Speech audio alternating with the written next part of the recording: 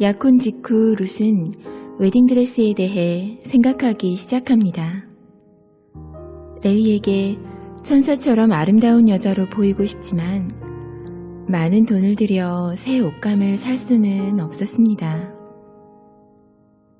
베냐민은 레위가 룻의 빚을 갚아줄 때 이미 아름다운 린넨천을 비롯한 필요한 도구들을 준비해 두었다고 말해줍니다. 이제 룻은 레위가 사준 도안에 따라 천을 자르고 확인하며 공들여 신중하게 드레스를 만듭니다. 최선을 다해 결혼식을 준비하며 몇 달이 지났습니다. 이제는 신랑이 데리러 오기 전까지 준비된 마음으로 사람들을 섬기며 기다려야 할 때입니다. 룻은 지금까지 자신을 양육해준 베냐민과 요한나를 섬기고 싶었고 레위를 영화롭게 하는 아내로 그를 기쁘게 하고 싶었습니다. 룻은 남편이 진정으로 믿을 수 있는 여인으로 지어져 가고 있었습니다.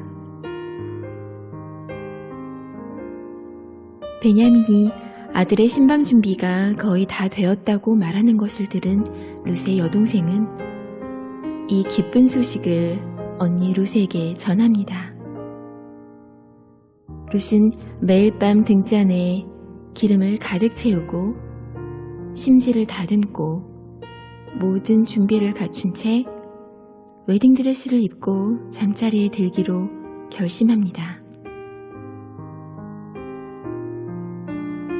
그동안 정성을 들여 신방을 꾸며왔던 레위는 모든 결혼 준비가 다 끝났다는 것을 아버지 베냐민에게 확인받습니다.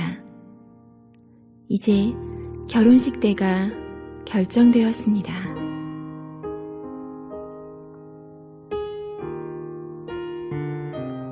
레위는 조용하고도 재빨리 움직여 대문 안으로 들어섰습니다.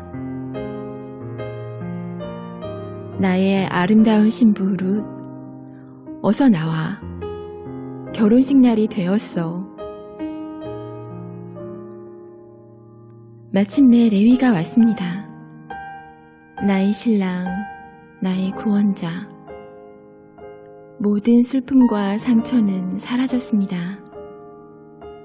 오늘 밤은 룻에게 새로운 시작을 알리는 날이 되었습니다. 룻과 레위는 사랑하는 사람들과 함께 결혼 행렬을 하면서 행복했습니다. 결혼식에 함께한 모든 형제와 이웃들이 서로 화해하며 세상은 사랑으로 흠뻑 젖어든 것 같았습니다.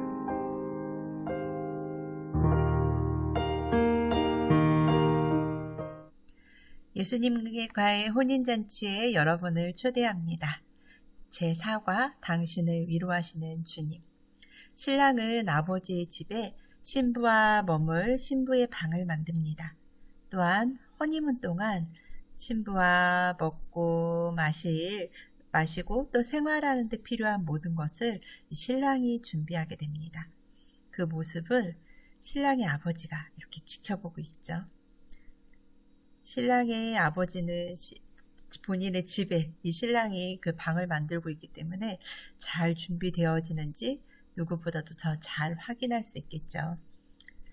신랑의 기준에 다 준비되었다고 여겨져도 신랑의 아버지의 기준에 합당하지 않으면 안 됩니다. 신랑의 아버지가 다 보고서 이제 다 준비가 되었구나 라고 인정하는 때가 바로 결혼식의 날입니다. 결혼식 날짜는 아무도 모른다고 했죠. 오직 신랑의 아버지만 아십니다. 우리 마태복음 24장 36절 말씀 같이 읽어보겠습니다.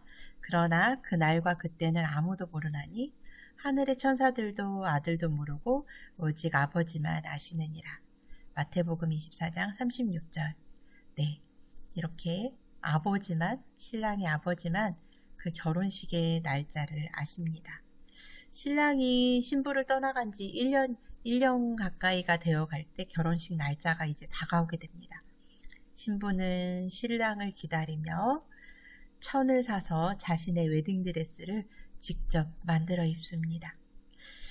결혼식이 이번 주 중에 결혼식이 이루어질 것이다 라는 정보는 듣게 되지만 정확한 날짜와 시간은 알지 못합니다. 그 시간 동안 신부의 집은 잔칫날과 같습니다. 매일 밤마다 불을 환하게 켜서 신랑을 맞이할 준비를 하게 되죠. 신부는 신랑이 언제 올지 모르기 때문에 매일 밤 웨딩드레스를 입고 잠에 듭니다. 얼마나 설레이는 기다림일까요?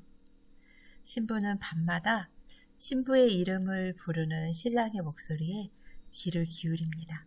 오늘은 와서 나의 이름을 부르지 않을까 신랑이? 밤마다 잠이나 잘 잘 수 있었을까요?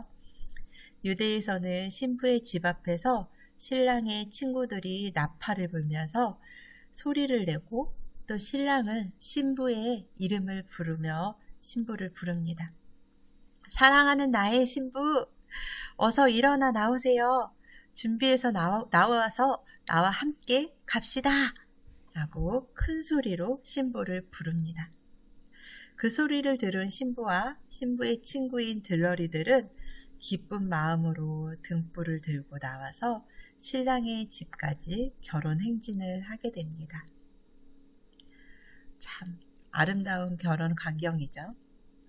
네, 데살로니가 전서의 말씀 4장 16절 말씀 우리가 같이 읽어보겠습니다. 주께서 호령과 천사장의 소리와 하나님의 나팔 소리로 친히 하늘로부터 강림하시리니 그리스도 안에서 죽은 자들이 먼저 일어나고. 데살로니가전서 4장 16절 말씀.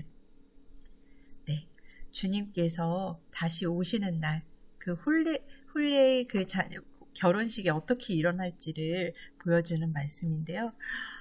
주님께서 호령은 부른다는 거예요. 죽은 자들을 깨우는 주님의 음성과 천사장의 죽음을 꿰트리는 그 천사장의 소리와 또 하나님의 나팔 소리로 나팔 소리가 크게 울릴 때 어떤 음악 소리일지는 우리는 알지 못하죠. 하나님의 나팔 소리가 크게 울릴 때 주님이 다시 이 땅에 오실 때입니다. 예수님께서는 재림의 날 천사들을 보내서 우리를 데리고 오시는 것이 아니라 친히 몸소 이 땅에 다시 오십니다. 예수님께서 요한복음에 죽은 나사로를 향해서 나사로야 나오너라 라고 나사로의 이름을 정확하게 부르시죠. 그러자 죽어서 냄새나던 이 나사로가 살아서 나옵니다. 예수님은 나와야 할 대상들을 부르십니다. 그렇지 않으면 죽은 자들이 모두 벌떡 일어나서 그때 나사로와 함께 나왔겠죠. 예수님께서 재림하시는 날 죽은 자들이 그리스도 안에서 죽은 자들이 먼저 일어난다고 합니다. 죽은 자들의 부활입니다. 믿는 자들은 죽음을 잠든다라고 표현합니다. 하지만 영혼은 잠들지 않죠. 십자가에 예수님께서 달려계실 때 그 옆에 있는 강도가 주님 나를 기억해 주십시오 라고 말씀을 드릴 때 예수님께서는 분명히 말씀하시죠. 네가 오늘 나와 함께 낙원에 있으리라. 우리가 사람은 죽으면 육체는 땅에 묻히지만 영혼은 하나님과 예수님과 함께 낙원에 있게 되는 거죠. 천국에 있게 되는 거죠. 그렇다가 그 예수님의 재림의 때에 그 죽어져 있던 그 땅에 묻혀져 있던 육체와 영혼의 결합이 이루어지겠죠. 그래서 영원한 부활하게 되는 것입니다. 마치 씨앗이 땅에 묻혔지만 새로운 싹이 돋아나는 것처럼 죽은 육체는 땅에 묻혔지만 예수님께서 다시 오셔서 그들의 이름을 불러주실 때 죽지 아니할, 썩어지지 아니할 완전한 육체를 입고 부활하게 됩니다. 예수님께서 부활하셨을 때 마리아와 또 엠마오로 가는 제자들이 만나게 되죠. 근데 처음에는 예수님인지 못 알아봤어요. 영광스러운 그 육체의 모습을 부활의 몸을 보고 처음에는 못 알아봤다가 잠시 후에 깨닫게 되죠. 예수님이시구나. 부활의 몸은 새롭고 영화로운 몸입니다. 늙고 병들어 죽게 된 몸으로 부활하지 않고 건강하고 새롭고 썩어지지 아니할 영원한 삶을 살아갈 그런 육체로 부활하게 됩니다. 우리 몸의 아픈 구석구석, 아픈 곳이 너무너무 많아지죠. 근데 그런 연약한 육체가 아닌 새로운 육체로 부활하게 된다는 것이 얼마나 소망 있는 말입니까? 네. 부활의 예수님은 제자들과 함께 아침 식사도 바닷가 해변가에서 조반을 드셨다고 하죠. 아침 식사도 하셨죠. 먹고 마시고 영원히 살아갈 거룩한 육체로의 부활이 이루어집니다. 죽은 자들의 부활 후에 살아있는 자들의 휴거가 일어납니다.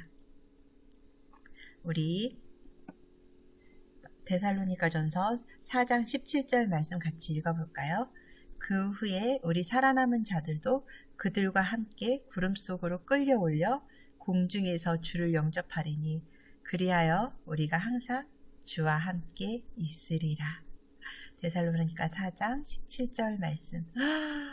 얼마나 소망 있는 말씀입니까?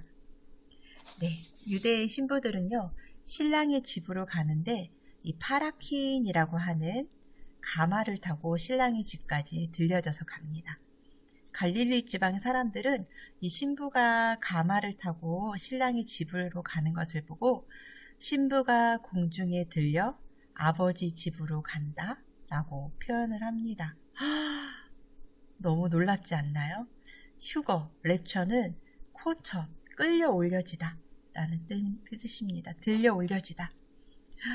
신부가 공중에 들려 아버지 집으로 간다. 파라킨을 타고 가마를 타고 마치 결혼하는 신부처럼 우리의 몸이 끌려 올려져서 정말 예수님을 만나는 그 구름 위에 공중 위에 구름 속으로 끌려 올려져서 공중에서 예수님을 만나게 됩니다. 죽은 자들의 부활한 몸과 살아남은 자들의 휴거되는 모습은 마치 신랑의 집으로 가는 결혼 행진처럼 너무나도 아름답고 장엄한 광경이 될 것입니다. 기대가 되지 않나요? 우리는 또 천국에서 그리스도 안에서 먼저 하늘나라로 간 사람들과 재회하게 됩니다. 많은 성경 속의 인물들, 또 우리 많은 믿음의 선조들, 또 우리의 친척, 가족, 친구들, 제가 가장 친했던 친구 선아도 천국에 있을 거예요. 또 뱃속에서 유산되거나 사산되었던 아기들, 네, 그 아기들도 분명히 천국에 있겠죠. 그래서 천국에서 분명히 엄마, 나 여기 있었어요. 엄마 하고서 우리 품에 안길 것입니다. 또 미안하다고 사랑한다고 말을 하지 못하고 떠나보냈던 그런 사람들, 그 사람들과 다시 재회해서 다시 한번 기회가 주어지죠. 그때 정말 미안했어요. 사랑해요. 라고 고백할 수 있는 두 번째 기회가 주어집니다. 저는 뱃속에 그 3년 전에 셋째가 찾아왔었어요. 근데 이 셋째가 찾아왔을 때 저는 하나님 감사합니다 하며 기쁨의 눈물을 흘리지 못하고 하나님 나는 이제 어떡해요 하고서 슬픔의 눈물을 흘렸었습니다.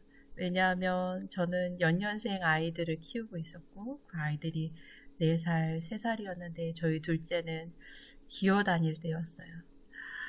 그때 셋째가 찾아왔을 때 너무 막막했던 거예요. 그래서 하나님 나는 어떻게 해야 됩니까? 하고 고민하고 슬퍼했었어요. 근데 그 아이가 계류유산이 된 거예요. 계류유산이 되어서 이렇게 딱 하나님께 그때 하나님 정말 죄송합니다. 제가 하나님 주신 생명을 귀하게 여기지 못하고 소중히 생각하지 못하고 사랑해주지 못한 거 회개합니다. 주님, 저는 이 아이를 사랑해주지 못했었지만 주님께서 이 아이를 품어주시고 많이 많이 사랑해주세요 라고 기도했던 기억이 납니다. 그래서 그 아이도 저도 천국에 가면 만날 수 있겠죠. 그때 저는 미안하다고, 엄마가 네가 품에 왔을 때 사랑한다고 말하지 못하고 기뻐하지 못하고 감사하지 못했던 게 너무 미안하다고, 하지만 네가 와줘서 너무 고맙고 사랑한다고 분명히 이야기해 줄 것입니다. 주님이 다시 오실 날에 우리는 신랑이신 예수님과 영화로운 영광스러운 재회 가운데 나오게 됩니다. 이 얼마나 아름다운 이야기입니까? 얼마나 감사한 이야기입니까? 아직도 휴거되는 거, 예수님의 재림에 대해서 먼 일같이 느껴지고 내일이 아니라라고 생각하시는 분들도 계실 거예요. 예수님을 믿으면서도 내가 천국에 과연 갈 수 있을까? 라고 생각하시는 분들도 계실 것입니다. 그런데 우리는 예수님을 믿으며 분명한 구원의 약속이 있죠. 그 믿음이 절대 흔들리면 안 됩니다. 예수님께서는 마태복음 25장에서 이 땅에서 살아가는 우리에게 정신이 번쩍 차려질 경고의 말씀을 하십니다. 마태복음 25장 1절 말씀 같이 읽어볼까요? 그때 천국은 마치 등을 들고 신랑을 맞으러 나간 열처녀와 같다 하리니. 마태복음 25장 1절 말씀인데요. 미련한 자들은 등을 가지되 기름을 가지지 아니하고 슬기 있는 자들은 그릇에 기름을 담아서 등과 함께 가져갔습니다. 아까 말씀드렸듯이 이 신부의 들러리들은 역할이 무엇이냐면은 그 신랑이 밤에 오잖아요. 밤에 오면은 이 등을 켜서 신부와 함께 맨 앞에서 이 신부의 들러리들이 등을 밝혀서 깜깜한 밤에 등을 밝혀서 이 신랑의 집까지 같이 가서 그 결혼식장을 이렇게 참여하는 거예요. 그 등불이 얼마나 중요한 건지 아시죠? 깜깜한 밤에 길을 갈 때 이 등불을 가져가야 되는데, 미련한 자들은 등은 가져가되 기름을 가져가지 않았다는 거예요. 이 얼마나 미련한 짓이에요? 슬기로운 자들은 이 그릇에 기름을 담아서 이 신랑의 집까지 걸어가는 동안 기름이 떨어지지 아니하도록 계속해서 기름을 채워 넣었겠죠. 신랑이 더디오니 모든 들러리들이 잠이 듭니다. 누구는 깨고 누구는 잠들고가 아니라 모든 들러리들이 잠이 들었다고 나옵니다. 그런데 졸고 있는데 신랑이 갑자기 옵니다. 예고도 없이 큰 소리로 신부를 부르면서 갑자기 찾아옵니다. 기름을 준비한 슬기로운 5처녀는 신랑을 따라서 신부와 함께 행진을 하고 결혼식장에 들어갑니다. 그러나 기름을 준비하지 못한 미련한 5처녀는 기름을 구하러 갔다가 결혼식장에 가보니 이미 문이 닫혀진 거예요. 주여, 주여, 열어주소서! 하고 문을 쿵쿵쿵쿵 두드려도 문이 열리지 않아요. 그 안에서 주님이 말씀하십니다. 내가 너희를 알지 못하니라. 유대의 결혼 풍습은 신랑이 밤에 온다는 것입니다. 밤에 신랑이 오는데 기름을 준비하지 않은 것은 신랑을 맞을 준비를 아예 하지 않고 있었다는 것입니다. 기름을 준비한 5처녀는 신랑을 맞을 준비를 하고 있었던 것이죠. 신랑이 오는데 기름을 준비하지 않는 것은 미련한 것입니다. 신랑이 오실 것을 준비하는 자는 슬기롭고 지혜로운 자라고 예수님께서 말씀하십니다. 신랑은 반드시 올 것입니다. 언제 올지는 아무도 알지 못하지만요. 신랑 되신 예수님은 분명히 이 땅에 다시 오실 것입니다. 그것을 믿고 거룩하고 존귀한 그리스도의 신부로서 하루하루 신랑을 맞이할 준비를 해나가시는 저와 여러분들 되시기를 소망합니다.